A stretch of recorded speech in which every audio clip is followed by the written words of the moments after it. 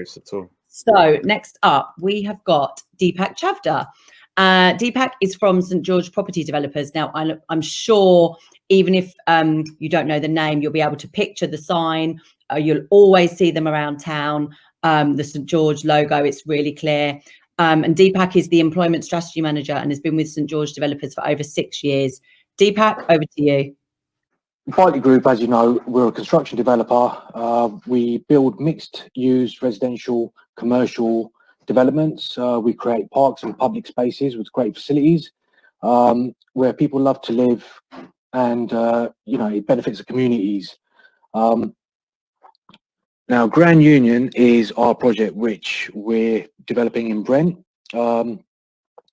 It's located just behind the Ace Cafe, down Beresford Avenue, just off the North Circular. So where you see the large sort of yellow outline, that's the actual site that we've acquired, and where Grand Union's based. The site previously was the former Northfields industrial estate. There was a number of low quality industrial, commercial and warehouse buildings which are located in that space, and none of it was really accessible by the local community. It was only sort of by the businesses or the people that had to be there. So, very closed off. Our vision, what you'll see in the 2 slides there, is what we aim to develop and what Grand Union will potentially look like. So, it's going to be it's going to transform the whole landscape. It's going to create beautiful homes. It's going to open up the canal side. It's going to create a stunning new landscape for the residents and the local community. We're going to be bringing in businesses within the commercial floor spaces that we've got down there, and basically make it a vibrant, really vibrant hub within Alperton that both benefit the new residents as well as the existing community that's there. The development itself, we're going to be on site there for over 20 years. The development is going to be built in 6 phases. The build program is going to last around 15 years. We're going to have 11 acres of open green space, over 3,000 new homes.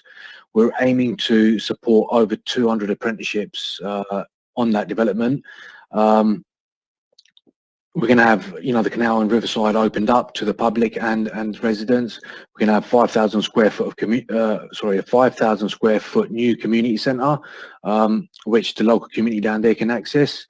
We're going to have 40,000 square foot of commercial space where the businesses can go into, and hopefully we are going to create over 200,000 square foot of employment space, which is new employment space for which could be accessed by local businesses and local residents. So a massive improvement to the wider area. Now, there's a number of routes and pathways you can take to getting into construction.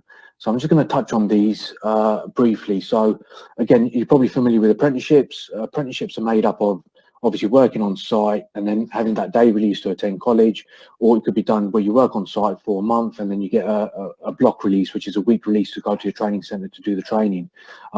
Apprenticeships could take anywhere between 1 to 5 years, depending on what you're doing.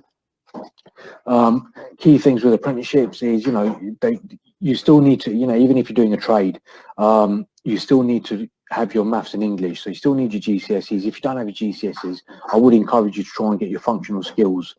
A more recent introduction is T-levels. Now, T-levels are, it's a 2-year course. It's a technical qualification.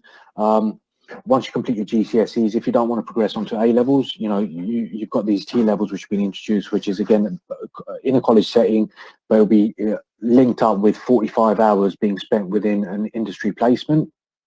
So that's another option you could look at. You've got the traditional routes, which is going to university, doing a degree in construction related course, and then Berkeley Group like ourselves and some of the other larger developers, they've all got graduate schemes. So obviously when you're coming to an end of your qualification, or you've got about a year left, it's always good to go on the website, look at the various construction developers and doing an application as part of the grad scheme. If you're successful, you still have to go through interview, screening process, and then obviously a selection process. The other option is, you're attending college at the moment or going to a training provider, you're doing construction related qualification. Really, you want to be looking to get yourself into a job within the field that you're studying. and working towards your MVQ qualification, or colleges can normally switch that, and you could do your apprenticeship side of it, and that will provide you with the opportunity to get the diploma as well as the practical experience needed within a specific trade or construction field. The other two, you've got traineeships, which is a government initiative. It's a government funded scheme. So again, if you meet the criteria and you're eligible, some training providers deliver traineeships, which is, where you do a certain period within the classroom where they support you with your CV, employability workshops. And then there's another element of it, which is to do with the work experience. So combined, that will form a part of your traineeship. Alternatively, the next speaker that's going to be coming along, Brent Works, we work very closely with them. So again, you could speak to the advisor down there. Alternatively, you could speak to someone at Jason Roberts Foundation. And obviously, if you've got any questions, I'll try and answer them now. But if you do have questions at a later date, by all means do, let them know, and they can contact me, and, we can take it from there.